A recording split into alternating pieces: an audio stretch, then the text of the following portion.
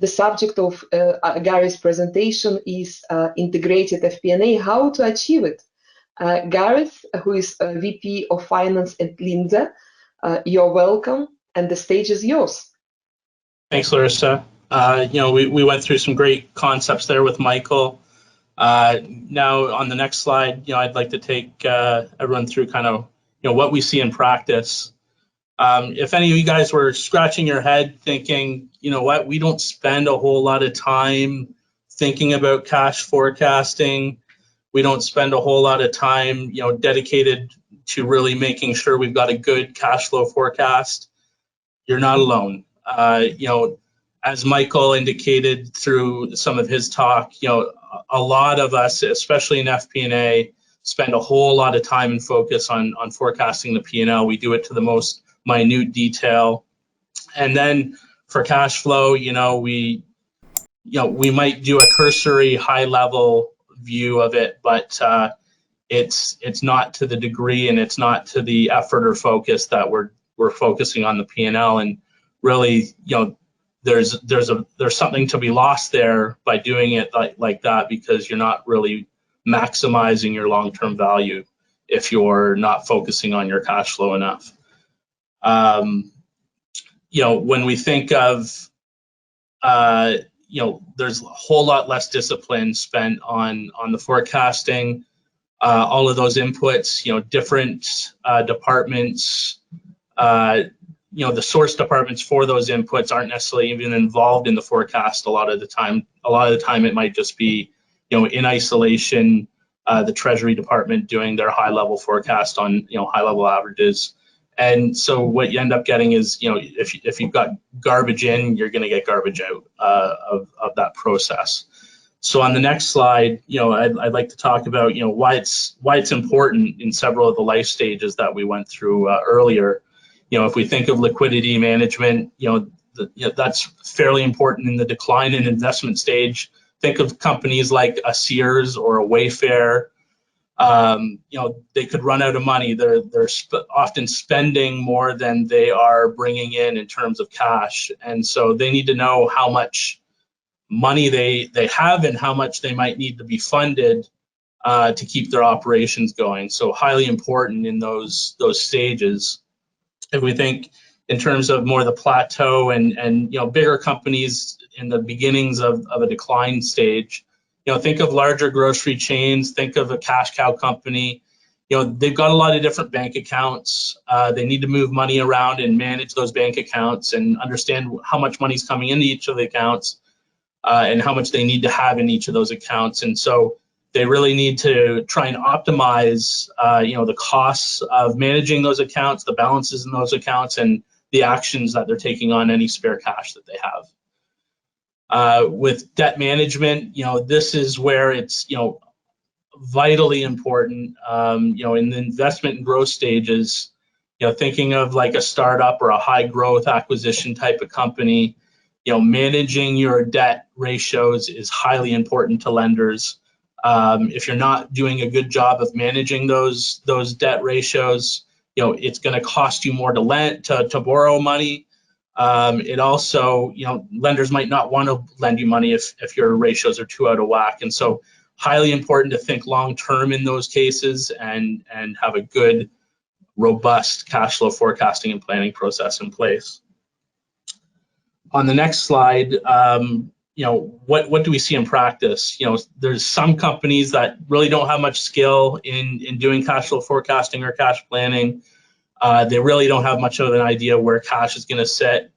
A lot of other companies, do a very high level, very cursory job of forecasting and planning their cash. They're deeply funded. There's less urgency around how they're going to forecast. On the next slide, we talk more about the best practice companies, and they do a much better, much more detailed job. And when I say detailed job, I don't mean to the minute detail that you might do on a P&L. It's just they look at what particular inputs are important to cash flow, and those broad inputs, they do a good job on those inputs.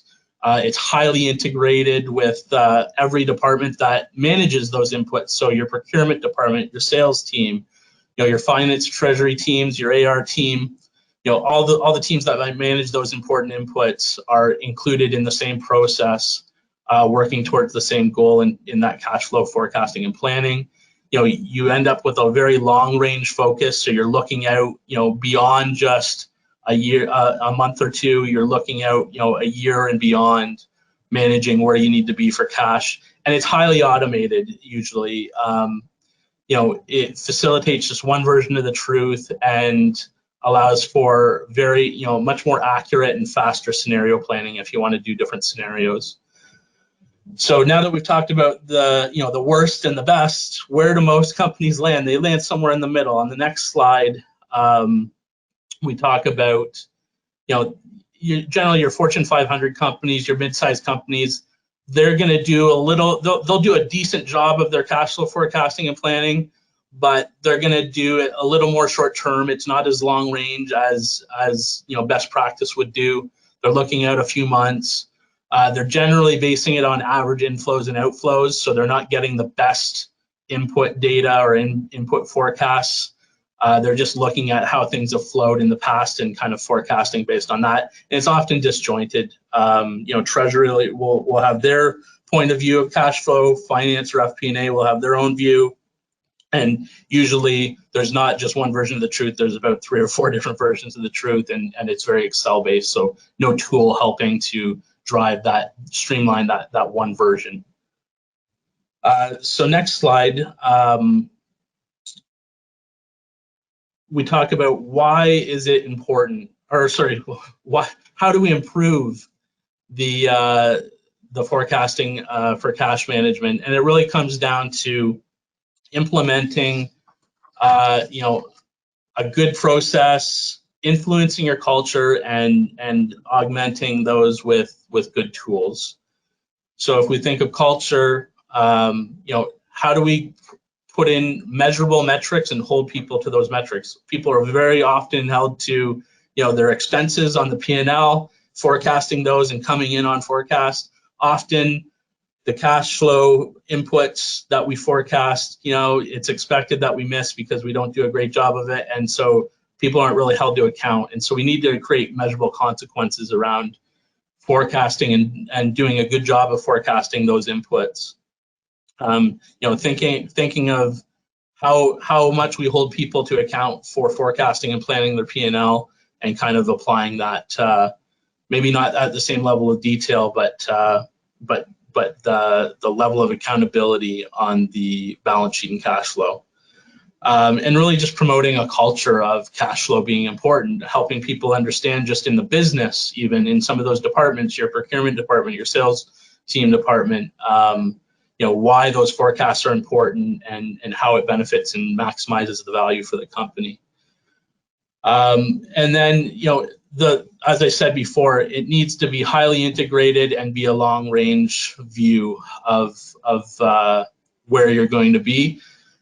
As it's a long range view, it can't just stand in stone from there. It needs to be dynamic. As things change, you need to be able to change your forecast and planning and be able to capture those changes through your process. So, once you've got that culture and process in place, as we think about tools, often people think about, is it the chicken or the egg? Do you need the tools to get a culture and process in place, or do you need your culture and process in place to get the tools? I think of it in terms of, if you're going to make a commitment to changing your culture and your process and having best practice process and planning for cash flow, you want to invest in your tools to help facilitate getting there.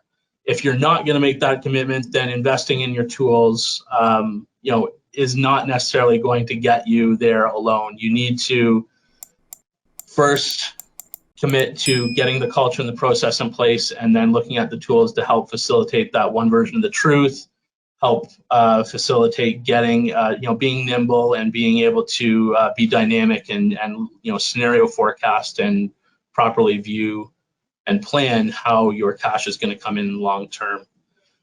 So as I conclude on this final slide, I welcome any commentary.